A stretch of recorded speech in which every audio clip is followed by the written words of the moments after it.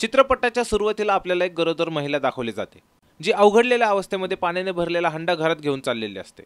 तेवढ्यात तिथे यशवंत म्हणजेच तिचा नवरा येतो आणि तिला काळजीने रागवतो की अशा अवस्थेत अवघड काम करणं बरोबर नाही। आणि रखमा, जी त्यांच्या घरची मोलकरीण आहे, तिला आवाज देऊन तो हंडा घेऊन जायला सांगतो। इथे आपल्याला अंदाज होतो की यशवंत आणि त्याच्या बायकोचे एकमेकांवरती खूप प्रेम आहे।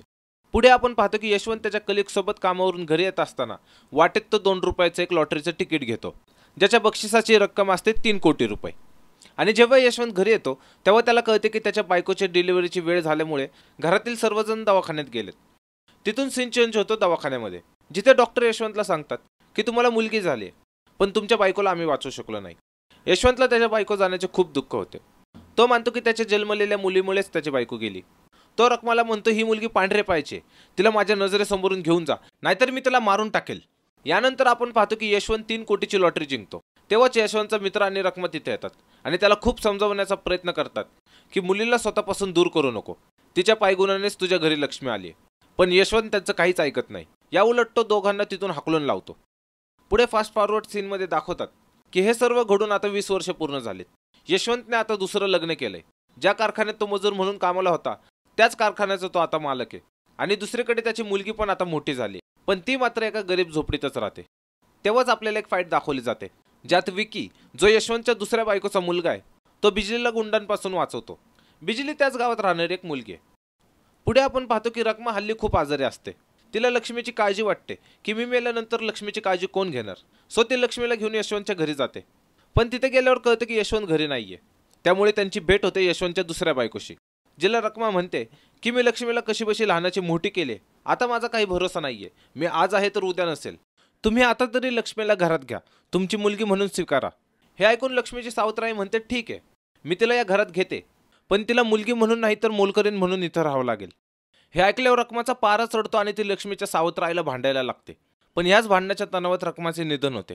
लक्ष्मी हे पाहून स्वतःला सावरतच असते, तोवर तिची सावत्राई तिला खेचून नेते आणि तिच्या आईची शपथ घ्यायला सांगते की बोल, तू कधीच विकीला हे सांगणार नाही की तू त्याची सावत्र बहीण आहेस म्हणून। आणि लक्ष्मी तशी शपथ घेते पण। इथून सीन काही दिवसांनी पुढे चेंज होतो, जिथे विकी घरात गाणी ऐकत बसलेला असतो। तेव्हा लक्ष्मी त्याला आवाज देते आणि सांगते की मी आंघोळीला चालले, तू तोवर घरावर लक्ष ठेव। असं म्हणून ते आंघोळीला जाते। विकी पुन्हा त्याच्या धुंदीत गाणे ऐकत बसतो आणि तेवढ्यात दूधवाला दूध घेऊन येतो। विकी त्याच्याकडून पातेल्याभर दूध घेतो, पण ते दुधाचं पातेलं त्याच्या हातातून निसटतं आणि सर्व दूध खाली फरशीवरती सांडतं। तोवर लक्ष्मी आंघोळ करून आलेली असते। ती विकीला खराब कपडे बदलायला सांगते आणि स्वतः फरशी साफ करायला लागते। तेवढ्यात तिथे लक्ष्मीची सावत्राई येते आणि ती त्या दूध सांडलेल्या फरशीवरून घसरून पडते। तिला वाटते की लक्ष्मीनेच मुद्दाम हे दूध सांडलं, म्हणून ती लक्ष्मीला मारायला लागते।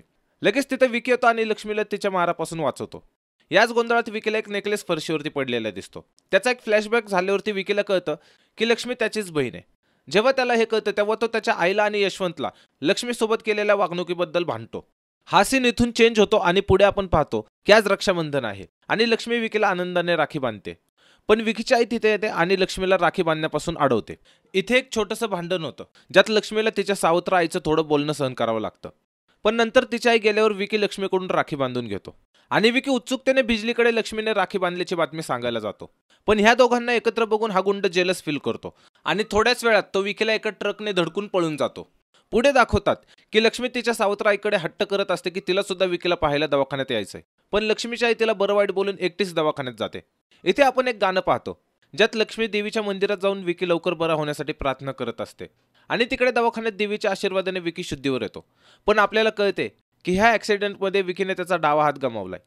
नेक्स्ट सीनमध्ये बजा गंगू सोबत तिच्या घरात गप्पा मारत बसलेला असतो। तो तिला सांगत असतो की तिचा बाप किती खडूस आहे, जर त्याने आपलं लग्न नाही लावून दिलं तर मी त्याला माझ्या पुढे नाक घासायला लावेल। बजाचं हे सर्व बोलणं रंगूचा बाप खिडकीतून ऐकत असतो। तो घरात येतो आणि बजाची बेइज्जती करून त्याला हाकलून लावतो, ज्याचा बदला म्हणून बजा रंगूच्या वडिलांच्या रिक्षात वेश बदलून पॅसेंजर म्हणून जातो आणि सुट्टे पैसे आणण्याच्या बहाण्याने तो चौकीत येऊन सांगतो की तो रिक्षावाला दारूची विक्री करतोय। इथे बजाने रिक्षात आधीच दारूने भरलेली एक पिशवी ठेवलेली असते, ज्याच्या गुन्ह्यात रंगूच्या वडिलांना पोलीस पकडून घेतात। नंतर चौकीत बजाला भेटल्यावर रंगूच्या वडिलांना कळतं की हा सर्व डाव बजाचाच होता। इथून सीन चेंज होतो विकीच्या घरी, जिथे बिजली विकीशी या कारणाने भांडत असते की विकी हल्ली तिच्याकडे दुर्लक्ष करतोय आणि याच भांडणात बिजलीला पण कळतं की विकीचा एक हात आता राहिला नाहीये। हे पाहून बिजली विकीला म्हणते, मी तुझं शरीर किंवा संपत्ती पाहून तुझ्यावर प्रेम नाही केलं, आज तुझा एक हात नसला म्हणून काय झालं, माझं आजही तुझ्यावर तेवढंच प्रेम आहे। बिजलीचं हे सर्व बोलणं लक्ष्मी मागे थांबून ऐकत असते. इथेच आपण पाहतो की विकी बिजली आणि लक्ष्मीची ओळख करून देतो. पुढच्या सीनमध्ये यशवंत जवळ त्याची बायको लक्ष्मीची तक्रार करत असते की तिचं लवकर लग्न लावून द्या आणि तिला या घरातून हाकलून लावा. यशवंत तिला सांगतो की मी भीमरावला त्याच्या मुलाबद्दल मागणी घातली, लवकरच त्याचं उत्तर येईल.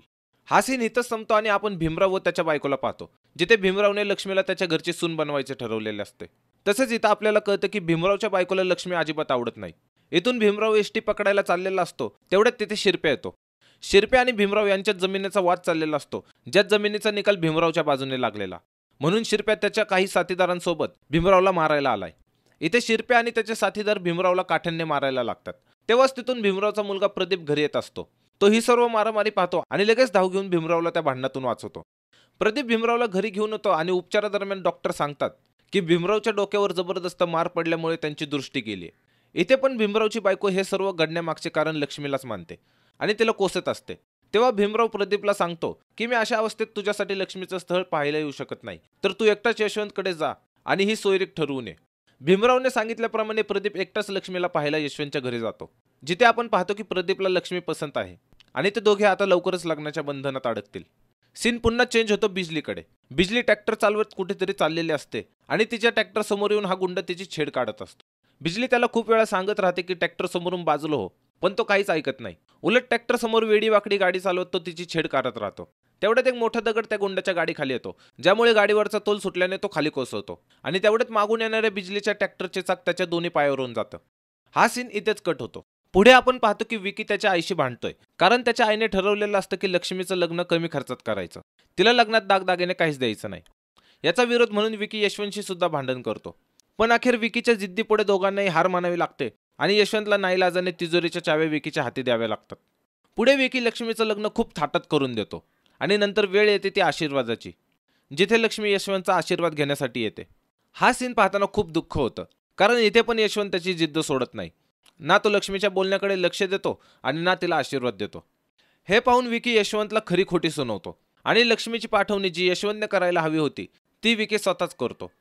यानंतर इथे नेसली माहेरची साडी नावाचं गाणं आहे, ज्यात बहीण भावाचे थोडे इमोशनल सीन दाखवले आहेत. हे गाणं संपतं आणि आपण यशवंतला पाहतो, ज्याला त्याच्या मिल कामगाराचा फोन येतो, जो त्याला सांगतो की त्याच्या कारखान्याला आग लागली. यशवंतला याचे खूप टेन्शन येते. तो ही बातमी त्याच्या बायकोला सांगतच असतो, तेवढ्यात विकी पण हे सर्व ऐकतो. इथे विकी यशवंतला म्हणतो की बघा बाबा, माझ्या ताईचा जन्म झाला आणि तुम्ही ह्या मिलचे मालक झालात आणि आज ती या घरातून गेलीये तर तुमच्या मिलला आग लागली. माझी ताई कम नशिबी नाहीये बाबा, माझी ताई नशिबान आहे. हे ऐकून यशवंत विकीकडे दुर्लक्ष करण्याचा प्रयत्न करतो आणि लक्ष्मीच्या खऱ्या आईच्या फोटोजवळ जातो, जिथे एक साडी ठेवलेली असते. तो ती साडी घेतो आणि कारखान्याच्या दिशेने जायला निघतो. पुढे यशवंत त्याच्या कारखान्याजवळ येतो, ज्याला आगीमध्ये जळताना पाहून यशवंतला विकीचे शब्द आठवतात की यशवंतसाठी लक्ष्मी किती नशिबान आहे. याच विचारांच्या गोंधळात तो पुन्हा गाडी काढतो आणि पुढे गाडीचा ताबा सुटल्याने त्याचा अपघात होतो. दुसऱ्या सीनमध्ये लक्ष्मीचे सासू तिचे घरामध्ये स्वागत करत असते. तेवढ्यात भीमराव, जो आता लक्ष्मीचा सासरा आहे, तो ठेच लागून खाली कोसळतो. सर्वजण भीमरावकडे धाव घेतात, पण तिथेच लक्ष्मीचे सासू लक्ष्मीला दोष देत असते. दुसरीकडे लक्ष्मी तिच्या नशिबाला दोष देत देवाकडे प्रार्थना करत असते, केवढी स्वप्न रंगवून मी या घरी आले आणि इथे पण माझं नशीब मला साथ देत नाहीये. या घडीला काही वाईट घडलं तर माझं सारं आयुष्य बर्बाद होईल. तेवढ्यात आपण पाहतो की भीमरावची गेलेली दृष्टी पुन्हा येते. भीमराव स्वतःला सावरत म्हणतो, हा माझ्या लक्ष्मीच्या पावलांचा प्रताप आहे, मला तिला पाहायचंय. प्रदीप जातो आणि लक्ष्मीला घेऊन येतो. इथे प्रदीप लक्ष्मीला सांगतो की तुझं पाऊल घरात पडताच बाबांना दृष्टी आली, तुझं पाऊल खूप शुभ्र आहे. पुढे दोघेही भीमरावचा आशीर्वाद घेतात. इथे आता लक्ष्मीचे सासू लक्ष्मीचं स्वागत आनंदाने करताना आपण पाहतो. पुढच्या सीनमध्ये आपण पाहतो की बजा रंगूच्या वडिलांपासून लपण्यासाठी साडी घालून बाईचा वेश घेतो. इथे एक गाणं आहे, आज लक्ष्मीचं रूप कसं दिसतं साजरं, ज्यात बजा आणि लक्ष्मीचे सासरचे लोक गाणं एन्जॉय करताना दाखवलेत. यानंतर सीन शिफ्ट होतो मधुचंद्राच्या खोलीत. इथे प्रदीप आणि लक्ष्मीचे प्रेमाचे संभाषण असलेला एक सीन आहे, जो इथेच संपतो आणि पुढे सीन चेंज होतो दुसऱ्या दिवसावर, जिथे प्रदीप त्याची गाडी साफ करत असतो. तेवढ्यात पोस्टमन विकीने पाठवलेली तार म्हणजेच पत्र घेऊन येतो आणि प्रदीपला देतो. प्रदीप ते पत्र वाचतो, ज्यात लिहिलेलं असतं की यशवंतचे कार अपघातात निधन झाले. हे ऐकून लक्ष्मी बेशुद्ध पडते आणि हा सीन इथेच कट होतो. इकडे यशवंतच्या घरी त्याचे सर्व कर्जदार त्यांच्या कर्जाचे पैसे घेण्यासाठी जमा झालेले असतात. त्यांना विकी वायदा देतो की तुम्ही ज्या व्यक्तीला पैसे दिले तो शेठ यशवंतराव होता. ते आज या जगात नसले तरी त्यांचा हा मुलगा तुमच्या कर्जाची परतफेड व्याजासहित करेल. असे म्हणून विकी त्यांच्या वकिलाला सांगतो की ही सर्व प्रॉपर्टी विकून टाका आणि त्यांचे पैसे परत करा. तेवढ्यात लक्ष्मी तिला भेट म्हणून मिळालेले दागिने घेऊन येते आणि ते विकीला देत म्हणते की हा बंगला विकण्याची काही गरज नाही, तू हे दागिने विक आणि त्या पैशाने यांच्या कर्जाची फेड कर. पण विकी ते घेण्यास नकार देतो. हे पाहून विकीची आई त्याचा हात खेचून त्याला बाजूला नेते आणि ते दागिने आपणच तिला दिलेत, ते परत मिळत आहेत तर ते घे म्हणून सांगते. पण इथे विकी त्याच्या आईवर रागवतो आणि तिला गप्प बसायला सांगतो. पुढच्या सीनमध्ये आपण पाहतो की विकी त्याच्या आईला सोबत घेऊन सर्व प्रॉपर्टी सोडून तिथून निघून चाललेला असतो, जिथे वाटेत त्यांना बिजली भेटते. इथे विकी त्याच्या सध्याच्या परिस्थितीबद्दल बिजलीला सांगतो. हे ऐकून बिजली त्या दोघांना घेऊन तिच्या घरी राहण्यासाठी घेऊन जाते. पुढे असेच काही महिने ओलांडतात आणि प्रदीपच्या घरचा सीन आपण पाहतो, जिथे लक्ष्मी विकीने पाठवलेलं पत्र वाचत असते. तेवढ्यात तिला चक्कर येते आणि कोरड्या ओकर यायला लागतात. हे पाहून लक्ष्मीच्या सासूला कळते की लक्ष्मी आता आई होणार आहे. सर्वजण आनंदी होतात आणि हीच बातमी विकीलाही पत्र पाठवून कळवली जाते. ही बातमी कळल्यावर विकी खूप आनंदी होतो, पण त्याची आई मात्र चिडते. कारण त्यांची सध्याची परिस्थिती अशी आहे की 2 वेळचं जेवण ते कसं बसं ॲडजस्ट करतात. त्यात लक्ष्मीला इकडे आणलं तर खर्च अजून वाढणार. म्हणून विकीची आई त्याला सल्ला देते की तिच्या सासरच्यांनाच हे सर्व बघू देत. विकी म्हणतो, आई मी दिवस रात्र काम करेल, पण ताईच्या मुलाचा जन्म तिच्या माहेरीच होऊ देणार. यानंतर एक छोटासा सीन आहे, ज्यात विकी रात्री उशिरापर्यंत काम करतोय. इथून सीन शिफ्ट होतो लक्ष्मीच्या सासरच्या घरी, जिथून विकी लक्ष्मीला आपल्या घरी घेऊन येतो.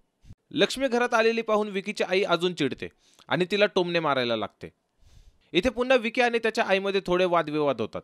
तेवढ्यात विमा कंपनीकडून आलेली एक व्यक्ती विकीला दारातून आवाज देते.